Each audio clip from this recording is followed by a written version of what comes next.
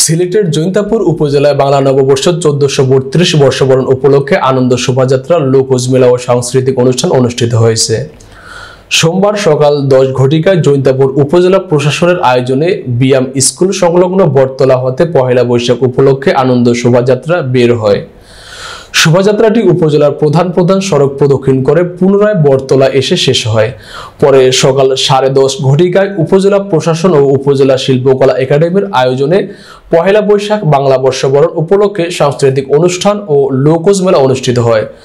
অনুষ্ঠানে জৈন্তাপুর উপজেলা মাধ্যমিক একাডেমিক সুপারভাইজার আজিজুল হক খোকন ও শিল্পকলা একাডেমির শিক্ষিকা গায়ত্রী পলির যৌথ সঞ্চালনায় অনুষ্ঠানে সভাপতিত্ব করেন জৈন্তাপুর উপজেলা নির্বাহী কর্মকর্তা জর্জ মিত্র চাকমা।